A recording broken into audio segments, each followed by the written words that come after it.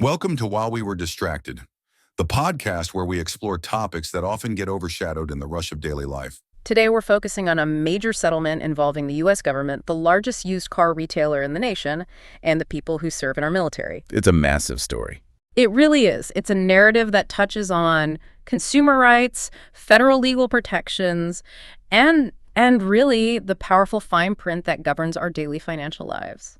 And our specific goal for this deep dive is to explore a nearly $500,000 settlement involving CarMax and the U.S. Department of Justice. Right. To do this comprehensively, we're pulling directly from two primary sources today. First, an official U.S. Department of Justice press release, and that's dated February 23, 2026. Yep. And second, a really detailed report from Fox Business that was published on that very same day. But before we really get into the weeds here, we need to establish some ground rules for how we're approaching this topic. Definitely. Because when you're dealing with cases that involve the federal government and massive corporate entities, you are always going to encounter competing narratives. Oh, absolutely. Everyone has a PR team. Right. So our job here isn't to play judge or jury. We are going to remain completely impartial. We're simply going to present the facts as outlined by the government's allegations, and then we'll present the official corporate statements. Exactly. The defense is provided by CarMax. We aren't taking sides here. We're just laying out the raw information so you, the listener, can understand exactly what transpired and really just draw your own conclusions. We are just the guides on this tour. So, okay, let's unpack this. Let's start with the core incident. Let's do it. According to the Department of Justice, the fundamental allegation is that CarMax illegally repossessed vehicles owned by U.S. military service members. And the key word there is illegally. Right. The critical hinge of the government's case is that CarMax allegedly executed these repossessions without obtaining the required court orders. What's fascinating here is the specific legal framework that governs this entire situation. Yeah. We aren't just talking about standard, state-by-state repossession laws. Because those vary wildly anyway. They do. But this centers entirely around a very specific piece of federal legislation called the Service Members Civil Relief Act. The SCRA, commonly known as that, yeah. This is a federal statute uniquely designed to safeguard the legal and financial interests of U.S. service members and their families while they're on active duty. The SCRA is so fascinating to me because it acts almost like an invisible financial shield. I like that, a shield. Or a legal pause button. It recognizes that if you're deployed, you can't exactly fight a localized financial battle back home. That is the entire philosophy underpinning the law. It specifically bars auto lenders, leasing companies, other financial institutions from repossessing a service member's vehicle without going through a judge first. You have to get the court order. You have to. But there is a very precise trigger for these protections to actually apply. The borrower must have made at least one payment on the vehicle before entering military service. Okay, so it's not just automatic the day you buy it if you're already serving. Well, the specific trigger we're looking at here is making that payment as a civilian, essentially. That's the threshold that activates the shield for these prior debts. And it applies to reservists as well, but with a highly specific timeline. How does that work for them? For members of a reserve component, those legal protections kick in on the exact day they receive their official orders to report for active duty. Okay, so the protection isn't retroactive to the purchase date. It locks in the moment you make a payment and then transition to active service, or the literal moment those reserve orders hit your desk. Right. And to really grasp the necessity of this law, I want you to just imagine the logistical reality of being deployed. It's got to be incredibly stressful. Imagine you're stationed overseas, perhaps on a carrier in the Pacific or at a forward operating base. Right. You're working an 18-hour shift in a high-stress, potentially dangerous environment, and suddenly you get a frantic message from your spouse back in the States saying that a tow truck just pulled the family minivan out of the driveway. Wow. I mean, you can't exactly log on to Zoom and file an injunction with your local county courthouse while you're on active duty. You can't. It's physically and logistically impossible. And more importantly, it completely compromises the service member's ability to focus on their mission. Yeah, your head isn't in the game anymore. Exactly. You cannot effectively serve your country if your life back home is being dismantled and you have absolutely no legal recourse to intervene. Hence the pause button. Hence the pause button. It ensures that the property is protected until the service member is actually in a position to address the financial dispute in a proper court of law. That is precisely why the DOJ takes the enforcement of the SCRA so seriously. Which brings us to the actual timeline and really the toll of these alleged violations. Because according to the DOJ press release, we aren't looking at a single weekend glitch in a computer system. No, not at all. The government states these violations occurred over a substantial window, from March 1st, 2018, all the way to at least October 24, 2023. That is a massive window. That is more than 5 years of alleged activity. And within that 5.5-year timeline, the DOJ report highlights several specific aggravating factors that really elevated the severity of the government's response. Things that made it worse than just a standard oversight. Yes. The Department of Justice alleges that CarMax repossessed some vehicles even after the owners had explicitly notified the company of their active military service. Wait, really? Yes. And furthermore, the government claims that CarMax failed to extend these SCRA protections to reservists who had explicitly received and communicated their orders to report for active duty. Wait, so the allegation isn't just a failure to cross-reference some national military database. No. The DOJ is claiming that, in some instances, CarMax was directly informed of the military status by the borrower, and the repossession was triggered anyway. That is the specific formal allegation made by the Justice Department, yes. They're arguing that the protective shield was actively ignored in certain cases, not just accidentally overlooked. Here's where it gets really interesting.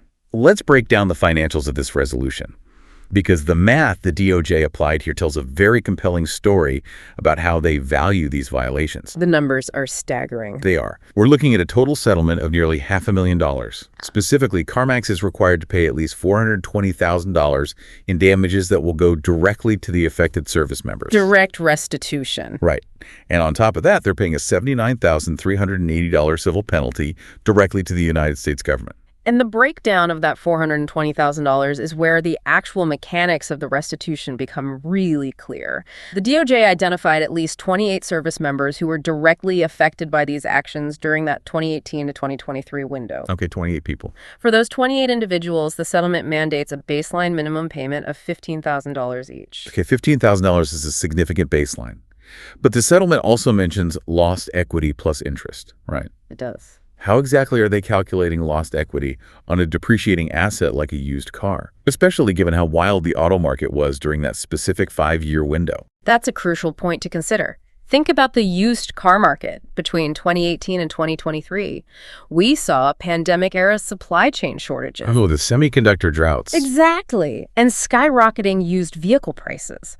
Normally, a car depreciates the second you drive it off the lot. Right, everyone knows that. But during that window, many used cars actually held their value or even appreciated. Lost equity refers to the actual financial value the service member had built up in the car, the payments they had made against the principal. Okay.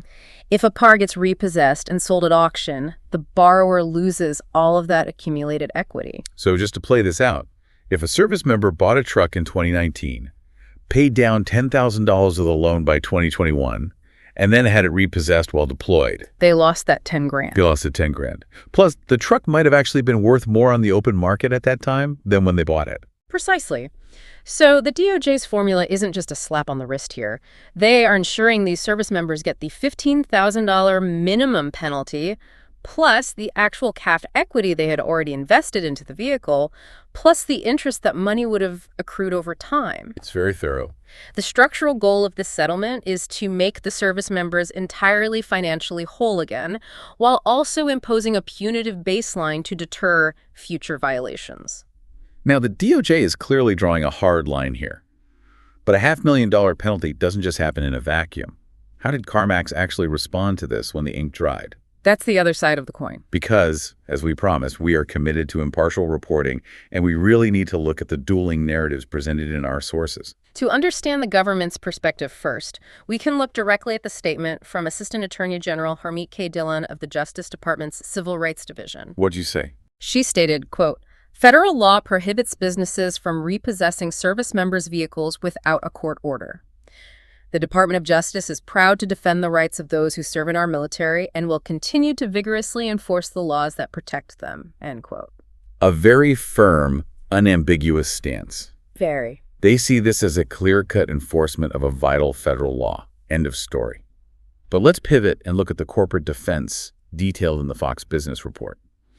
Because CarMax's official response introduces a completely different angle in the situation. The most important legal distinction to note up front is that CarMax fully cooperated with the DOJ to reach this resolution, but they did not admit or deny the allegations. Okay. They agreed to pay the financial restitution and alter their internal practices, but they officially stated that this resolution does not constitute an admission of wrongdoing by CarMax Auto Finance. Which is a pretty standard legal mechanism in massive corporate settlement. Very standard. But CarMax claims they've helped 26,000 military families since 2003. If their culture is so deeply rooted in supporting the military, what is their explanation for how a blind spot big enough to illegally repossess 28 cars over 5 years actually happens? Well, CarMax's defense heavily relies on contextualizing the sheer scale of their operations. They pointed out that their commitment to service members, veterans, and their families is a massive ongoing logistical effort. Right. Since 2003, they state that CarMax Auto Finance has provided relief to more than 26,000 service members and their dependents in strict accordance with the SCRA. That's a lot of people. It is.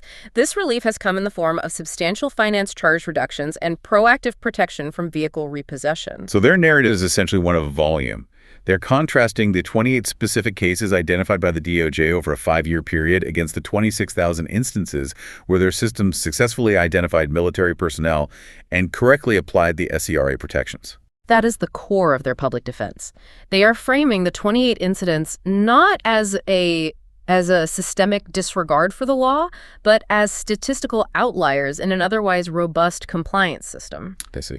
Furthermore, they aren't just paying the fines, they've made several forward-looking promises as part of the resolution. What kind of procedural changes were they actually implementing, like practically speaking? According to their statement, CarMax has committed to thoroughly revising its internal policies and procedures. They detailed that they have enhanced their SCRA verification processes, they've expanded their proactive screening and outreach to potential military borrowers, and they've heavily reinforced their employee training protocols. Closing the gaps. Exactly. Their stated goal is to ensure that all eligible service members and their dependents receive the legal protections they deserve moving forward, effectively trying to close whatever loopholes allowed those 28 repossessions to occur in the first place. So what does this all mean? We have a vital federal law designed to protect deployed military personnel. We have a 5-year window where 28 service members allegedly had their vehicles illegally repossessed, resulting in a $500,000 settlement. Right. And we have a massive corporation that maintains it has a strong, decades-long history of successfully helping tens of thousands of military families. Yeah. How do we synthesize these two realities? If we connect this to the bigger picture, we have to zoom out beyond just CarMax. Because this single settlement is actually just one small data point in a much larger, frankly staggering landscape of consumer protection and federal enforcement. Okay, where are we zooming out to? There is a statistic buried in the DOJ press release that I think fundamentally recontextualizes this entire discussion. Lay the number on us. According to the Department of Justice, since 2011, the department has obtained over $484 million in monetary relief for over 149,000 service members through its enforcement of the SCRA. Wait, let me just process that scale for a second. Nearly $500 million? Yes. Over $484 million recovered since 2011. That's the number, for over 149,000 individuals in the military. That completely changes the framing of this deep dive. When you hear about a $420,000 settlement for 28 people, it sounds like a significant but perhaps isolated, localized issue with one auto lender. Sure, it sounds like a one-off. But when you realize the government has had to claw back nearly $500 million from various lenders, banks, and corporations over the last 15 years for violating this exact same federal law, it implies a massive systemic issue across the entire financial sector. It does. It shows that ensuring compliance with the SCRA isn't just a matter of occasionally reminding a few local branch managers about the rules. It highlights the sheer automated volume of consumer debt processing that happens in this country. Just millions of transactions. When you are processing millions of car loans, mortgages, and credit card payments, federal protections can be shockingly easy to bypass if there isn't rigorous, constant oversight and aggressive enforcement from agencies like the DOJ. Which brings us to why you, the listener, should care about the mechanics of this settlement today.